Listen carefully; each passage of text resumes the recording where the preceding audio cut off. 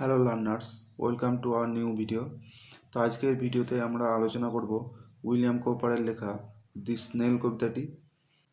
আজ আমরা উইলিয়াম কোপারের এই ছোট্ট কবিতাটি কিন্তু গভীর অর্থবহ যে কবিতা দি স্নেল, এটিকে পড়ব এবং এই কবিতায় কবি একটি শামুককে কেন্দ্র করে মানুষের যে জীবন দর্শন বোঝাতে চেয়েছেন তা আমরা বুঝব।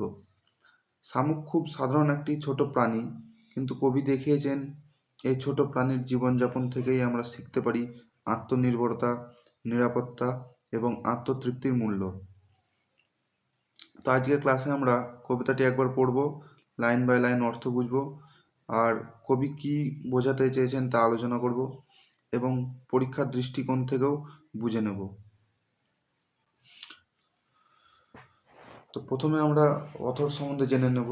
তো এই উইলিয়াম কোপার তিনি জন্মগ্রহণ করেছিলেন 1731 খ্রিস্টাব্দের 26শে নভেম্বর এবং মারা গেছিলেন 1800 খ্রিস্টাব্দের 25শে এপ্রিল। এই উইলিয়ামকে ব্রিটিশ অ্যানসিয়েন্টে বলা হয় ভিলিয়াম।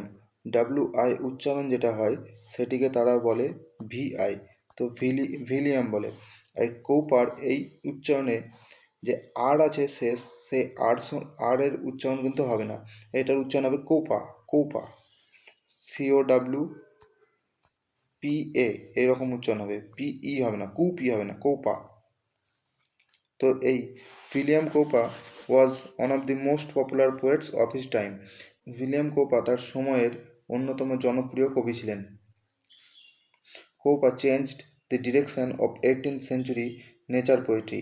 এই কোপা যে অষ্টাদশ শতাব্দীর প্রকৃতি কবিতা ছিল, সে প্রকৃতিমূলক কবিতার অভিমুখকে পরিবর্তন করেছিলেন বাই রাইটিং, লিখে, অ্যাবাউট সম্বন্ধে দি ইংলিশ কান্ট্রিসাইড, ইংল্যান্ডের গ্রামাঞ্চল, and the everyday lives of people, এবং সেখানকার মানুষের দৈনন্দিন যে জীবনযাপন সেই সম্বন্ধে।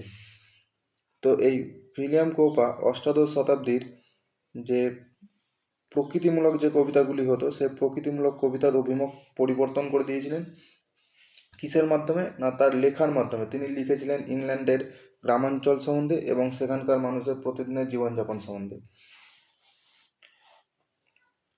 হিজ ফেমাস ওয়ার্কস ইনক্লুড, তার বিখ্যাত লেখাগুলির মধ্যে রয়েছে অল নাই হিমস অ্যান্ড দি টাস্ক এবং দি টাস্ক। তো এই দুটি লেখা তার বিখ্যাত লেখাগুলির মধ্যে অন্যতম।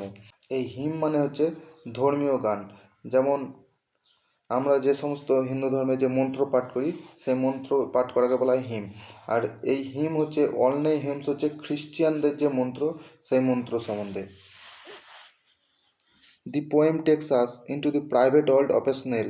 এই কবিতাটি আমাদেরকে নিয়ে যায় একটি শামুকের যে ব্যক্তিগত জগৎ, প্রাইভেট ওয়ার্ল্ড, সেখানে। হোয়ার ইট ইজ সিন, যেখানে এটি দেখা যায়, টু লিড, জীবনযাপন করতে, এ সেলফ সাফিসিয়েন্ট লাইফ, একটি স্বনির্ভর জীবনযাপন।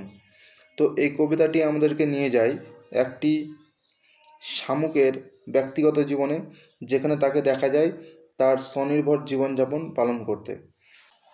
We are allowed to observe in minute detail, আমাদেরকে কয়েক মিনিটের বিশদে পর্যবেক্ষণ করার অনুমতি দেওয়া হয়। The small yet self content world in which snail lives, যেখানে একটি শামুক একটি তার ছোট স্বনির্ভর নিজস্ব জগতে সে বাঁচে। তো এই হলো আমাদের কবি পরিচিতি। এবার আমরা এই কবিতাটির যেটি মূল বিষয়বস্তু সেটি পড়ব, অর্থাৎ মেন টেক্সট।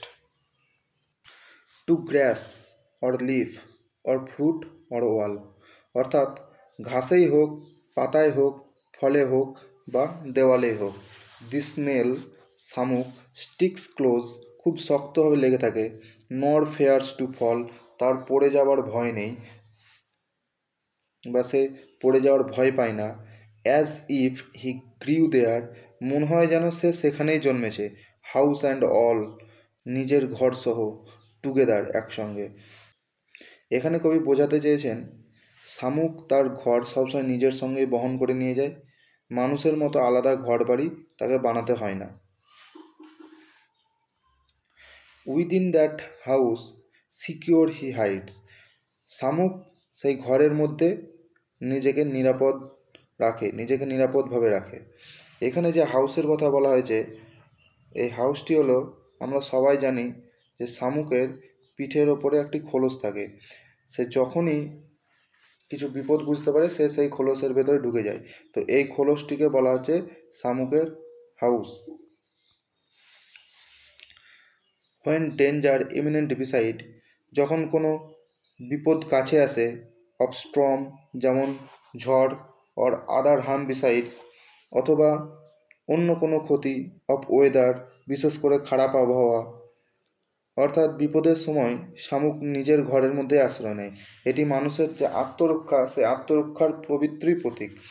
মানুষ কী করে, যখনই মানুষ কোনো বিপদ বোঝে সেও কিন্তু সে ঘরের মধ্যেই আশ্রয় নেয়। Give but his horns the slightest touch, যদি তার সুরে সামান্য ছোঁয়াও লাগে, হর্নস মানে হচ্ছে সুর। His self collecting power is such, তার আত্মরক্ষার ক্ষমতা এতটাই বেশি যে হিজ স্ট্রিংস, সে নিজেকে ঢুকিয়ে নেয় ইনটু হিজ হাউস, তার ঘরের মধ্যে, উইথ মাচ ডিসপ্লোজার, খুব বিরক্তির সাথে, অস্বস্তি নিয়ে। ডিসপ্লোজার মানে বিরক্তি। অল্প বিপদ বুঝলেই সে নিজেকে গুটিয়ে নেয়। এটি আমাদেরকে শেখায় সব পরিস্থিতিতে প্রতিক্রিয়া না দেখিয়ে নিজেকে সংযত রাখা।